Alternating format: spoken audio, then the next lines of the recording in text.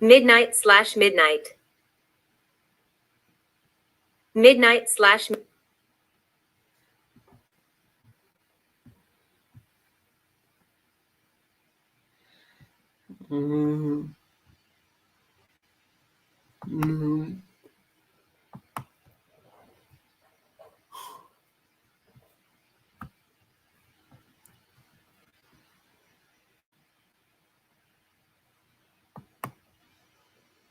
How a Deep Space Nine villain influenced Star Trek: Lower Decks. The spirit of gaming is rich in this episode, where the lower deck crew face challenges to overcome as they choose new pathways to success in their careers. This article contains Star Trek Lower Deck spoilers. Star Trek Lower Deck Season 3 Episode 2. It's the thrill of the chase. That's the dominant theme in Star Trek Lower Deck's The Least Dangerous Game. Streaming. How a Deep Space Nine villain influenced Star Trek Lower Decks. The spirit of gaming is rich in this episode, where the lower deck crew face challenges to overcome as they choose new pathways to success in their careers. By John K. Kirk, September 1st, 2022. 1. Photo, Paramount Plus Copyright 2022 CBS Interactive Incorporated. All rights reserved. This article contains Star Trek Lower Deck spoilers. Star Trek Lower Deck Season 3 Episode 2. It's the thrill of the chase. That's the dominant theme in Star Trek Lower Deck's The Least Dangerous Game. Themes of gameplay, challenge, and the hunt resonate in this episode, along with some popular Star Trek and non-Trek elements, all tied together with a little inspiration from a lesser-known character from Star Trek Deep Space Nine. Anthony Rapp showed us last year that there is a strong intersection between fans of Dungeons and Dragons and Star Trek. Sure enough, when the opening scene of this episode shows us General Martok, voiced by J.G. Hertzler, as the imaginary dungeon master in a Klingon screen-directed role-playing game titled Batleths and Bgtw, you could almost hear the fans roll their own polyhedral dice in excitement. No. This sets the stage for the rest of the episode, which is definitely filled with all sorts of challenges for the lower deckers to overcome. This includes a realization from Ensign Boimler, Jack Quaid, that he needs to be bolder and take on new challenges in his quest for promotion, which includes a springball game, singing Bajor dirges with that patented Boimler scream, and volunteering to be hunted in a live hunt. Ad content continues below.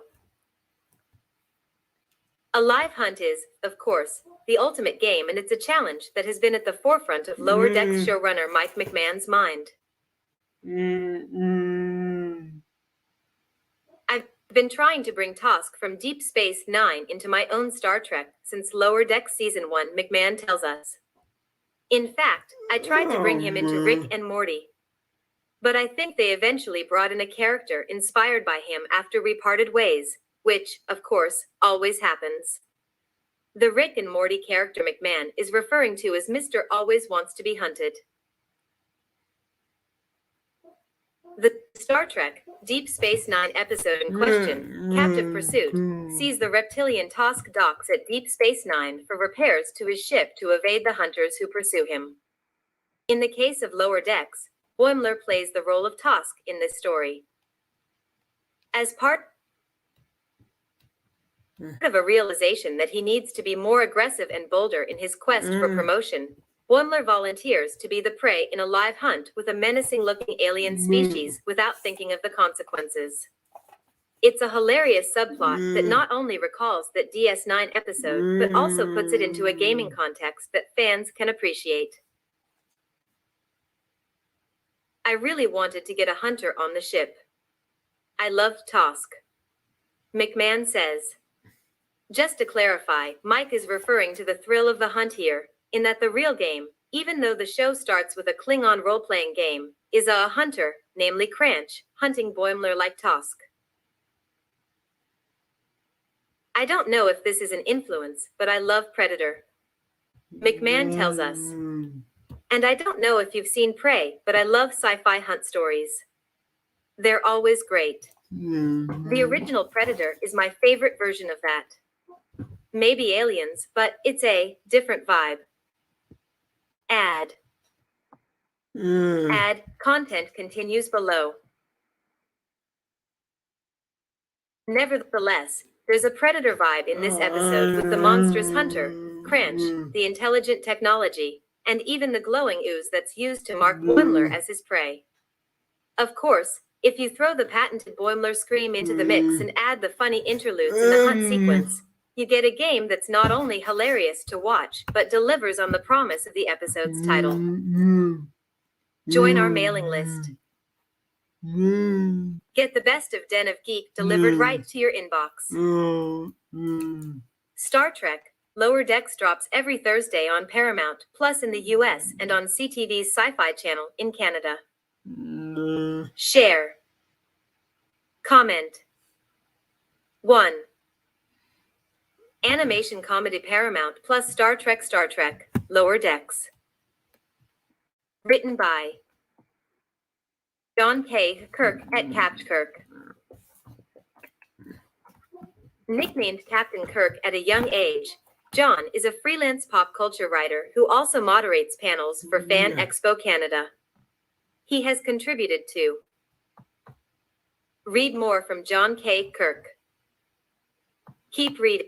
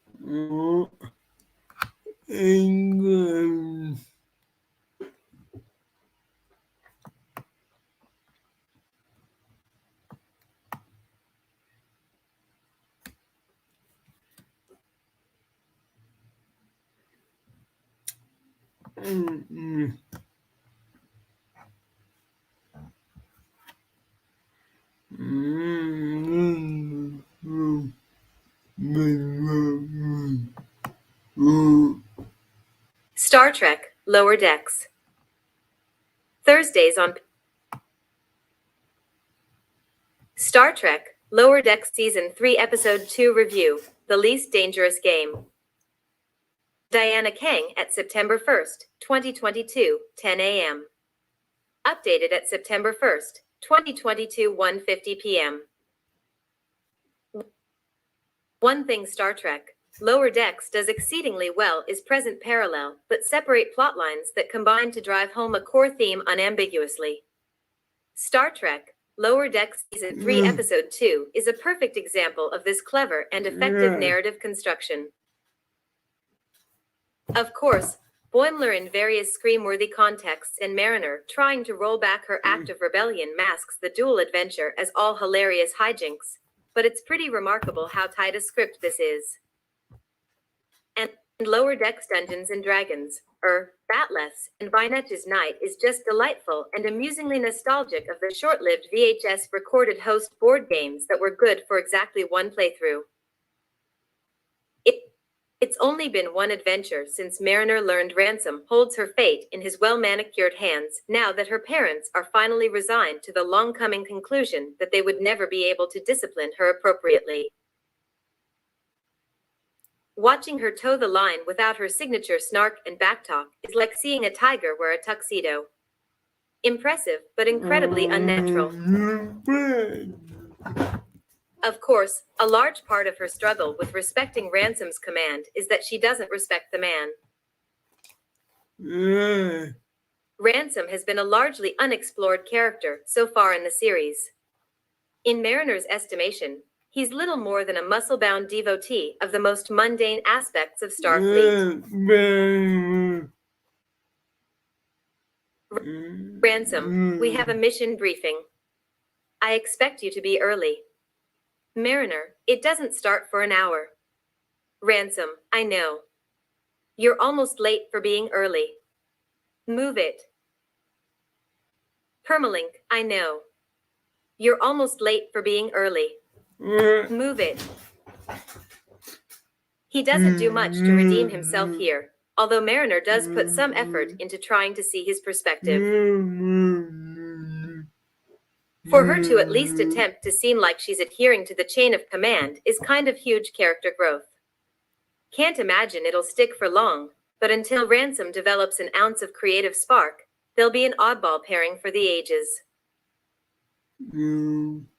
Ransom's choice to send Rutherford and Billups on the diplomatic portion of their mission, without proper briefing, I'd like to point out, while he and Mariner stumble through the repair of the space elevator, also without sufficient preparation, is clearly a decision he did not discuss with anyone.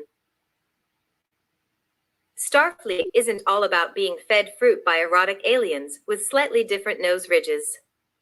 Sometimes you gotta get your hands dirty. Ransom. Permalink. Starfleet isn't all about being fed fruit by erotic aliens with slightly different nose. It's an illogical and inefficient strategy, not to mention placing two crew members in completely avoidable peril. Admittedly, there's a lot of absurd humor in seeing Rutherford and Billups manage to turn a Risa-like mission into a near-fatal encounter with a sentient volcano. And I'll also own that the fun part of the mission couldn't have happened to two more likable characters.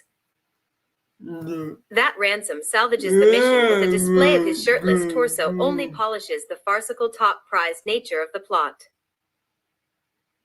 To be fair, Ransom and Mariner are pretty well matched in terms of physical prowess. In fact, Mariner scrambling up the space elevator shaft by way of the wall-climbing handholds in time to beat Ransom in the launch bay probably puts her ahead of him on the practical fitness metrics.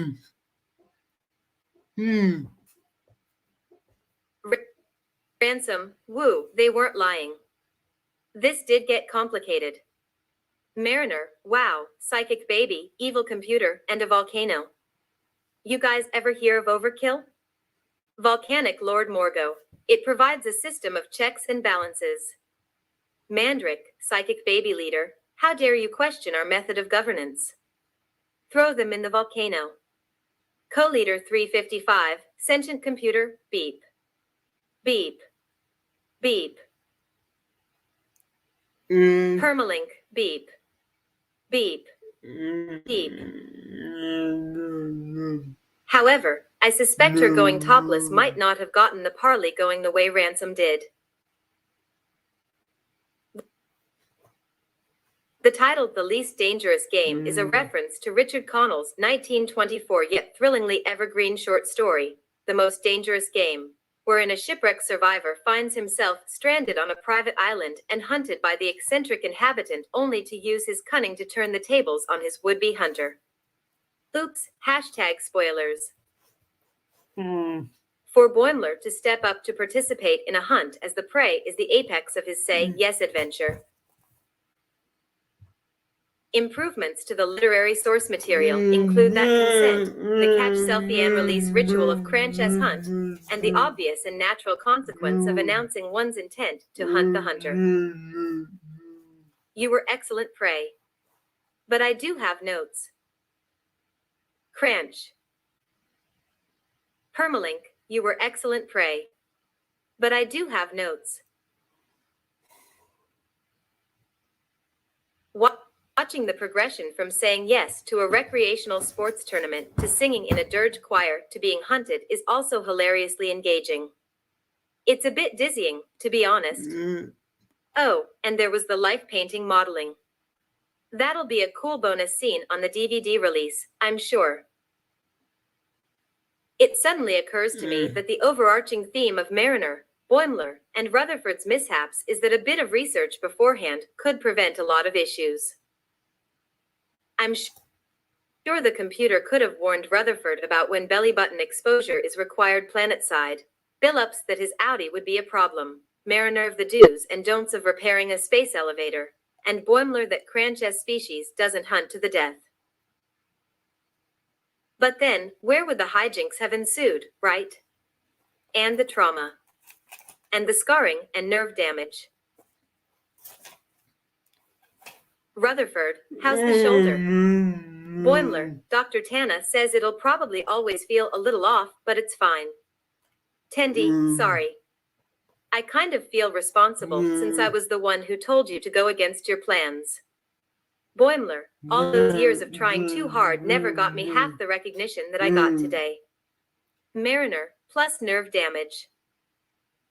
Permalink, plus nerve damage. It seems like Boimler and Mariner are taking steps to shore up aspects of their Starfleet approaches that have been lacking up until now. Of course, neither is doing so in the most sensible way. Boimler's all-or-nothing approach rightfully concerns Tendi, especially since he keeps crediting her for the idea.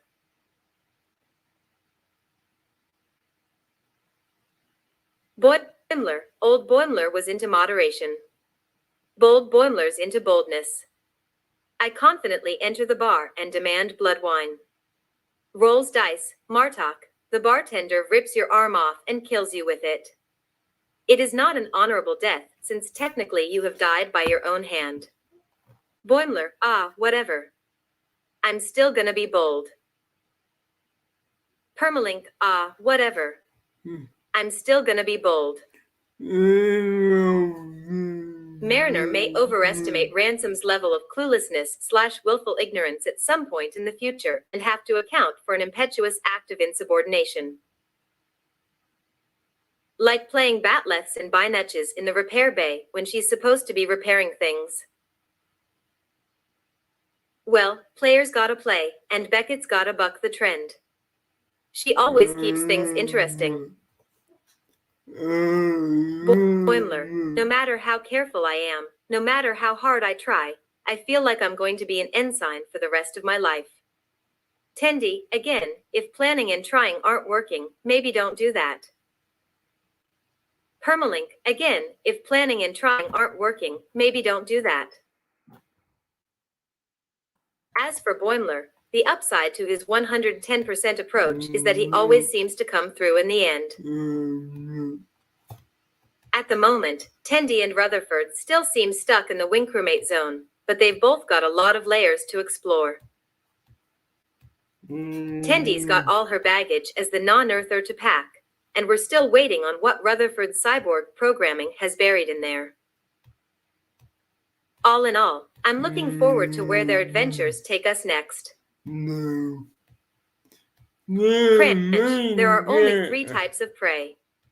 You are the first type, immobilized by your fear. The second type scurries away to hide, delaying the inevitable. Boimler, what's the third kind? Cranch, the third is a winged lizard-type creature that doesn't really apply to you.